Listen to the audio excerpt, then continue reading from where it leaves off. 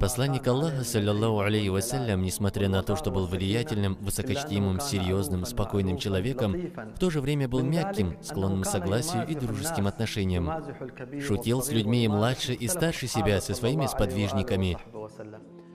Шутить – это сунна пророка, саллаллаху алейхи вассалям.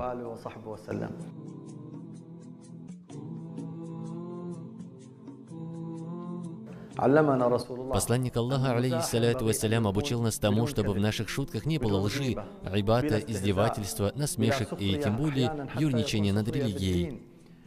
В шутках следует учитывать подходящее время, подходящее место. Если соблюсти эти правила, то шутки наши будут сунной пророка, саллаллаху алейхи вассалям, за которую мы получим награду. Самое важное в этих правилах – это вопрос устрашения мусульманина, которое недопустимо в шутках.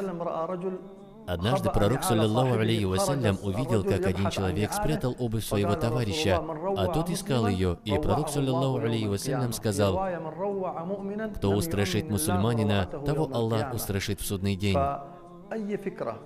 Сторонитесь любой мысли, которая содержит устрашение мусульманина. Сегодня некоторые люди шутят так. Подходят незаметно сзади, издают крики, пугают.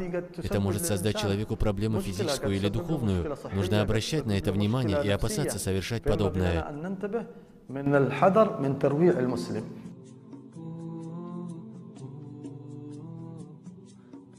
Пророк, саллаллаху алейхи вассалям, не был из числа черствых, наоборот, он был из числа нравственных, чистых людей.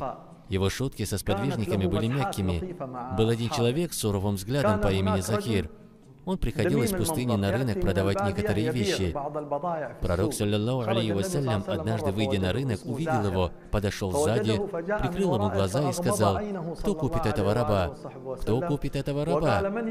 Захир понял, что это Мухаммад, саллаллаху алейхи вассалям, потому что почувствовал характерный для него аромат и сказал: «Посланник Аллаха, как видишь, я не пользуюсь спросом». Тогда пророк, саллаллаху алейхи вассалям, ответил: «Возле Аллаха на тебя есть спрос, о Захир». Также мягко пошутил пророк, саллаллаху алейхи вассалям, когда к нему пришел человек и попросил: «Покатай меня на верблюде». «Я покатаю тебя, но только на верблюжонке», — ответил посланник Аллаха, алейхиссаляту вассалям. «Как я могу покататься на верблюжонке? Он же не сможет нести меня на себе», — удивился человек. На что пророк, саллаллаху алейхи вассалям, сказал: «Не является ли каждый верблюд верблюжонком другого верблюда?» Это благожелательное, красивое обращение пророка, саллаллаху алейхи вассалям, с людьми убирает преграды между ними. Ведь некоторые сподвижники выказывали перед посланником Аллаха, алейхиссаляту вассалям, сильный почтительный страх, а пророк, саллаллаху алейхи вассалям, снимал этот барьер обучением, воспитанием и подобными добрыми шутками. Пророк, алейхиссаляту вассалям, шутками обучал и воспитывал окружающих. Однажды был случай с Хавватом ибн Джубайром, да будет доволен им Аллах, молодым сподвижником. Как-то он, выйдя в палатке, увидел женщин, надел костюм, пошел к ним и стал разговаривать с ними. Пророк, саллаллаху алейхи вассалям, увидел его и, улыбнувшись, спросил: «Что ты делаешь, о Хавват?»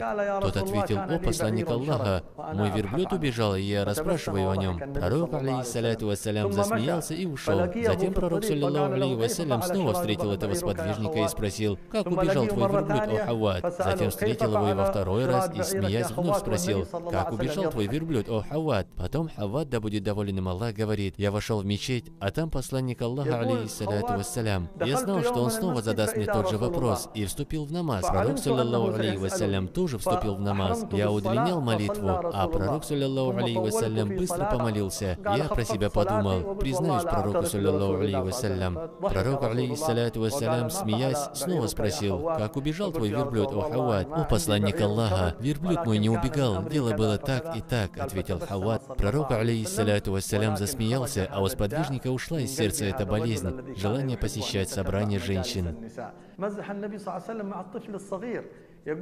Пророк, саллаллаху алейхи вассалям, шутил с маленькими детьми. Махмуд ибн Раби говорил: «Мне было 5 лет, и я помню, что пророк, саллаллаху алейхи вассалям, обрызгивал мое лицо водой».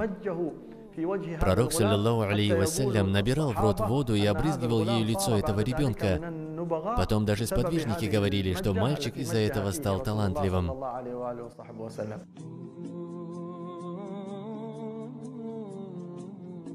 Однажды старая женщина посетила пророка, саллиллаху алейхи вассалям, и попросила его прочитать за нее мольбу, чтобы Аллах направил ее в рай. Пророк, саллиллаху алейхи вассалям, сказал: «Старые женщины в рай не попадут». Старушка стала грустить, и пророк, саллиллаху алейхи вассалям, позвав ее, добавил: «Когда будешь входить в рай, ты не будешь старой, а будешь молодой». И еще пример шуток пророка, саллиллаху алейхи вассалям, и когда он пришел в дом своей дочери Фатимы, а у нее была ссора с имамом Али, да будет доволен им Аллах. Пророк, саллиллаху алейхи вассалям, спросил: «Где твой муж?» И она ответила: «Вышел». Тогда пророк, алейхиссаляту вассалям, отправился его искать и нашел уснувшим на земле в мечети. На его теле была пыль. Пророк, саллиллаху алейхи вассалям, подошел к нему и, улыбаясь, стал будить, приговаривая: «Вставай, о Абу Тураб! Вставай, о Абу Тураб!» Имам Али, да будет доволен им Аллах, потом говорил: «Самое любимое прозвище было это Абу Тураб, которое дал пророк, саллиллаху алейхи вассалям». Таким милосердием пророк, саллиллаху алейхи вассалям, смягчал сердца тех, кто был вокруг него. Эти прекрасные шутки мы можем рассматривать как причины благого. Они являются сунной посланника Аллаха, алейхиссаляту вассалям. Нам следует обратить на это внимание. Если шутить с хорошей целью и хорошим методом, такая шутка будет сунной посланника Аллаха, алейхиссаляту вассалям. И наши шутки будут соответствовать словам Творца. «Скажи, о Мухаммад, если вы любите Аллаха, то следуйте за мной, и тогда Аллах возлюбит вас».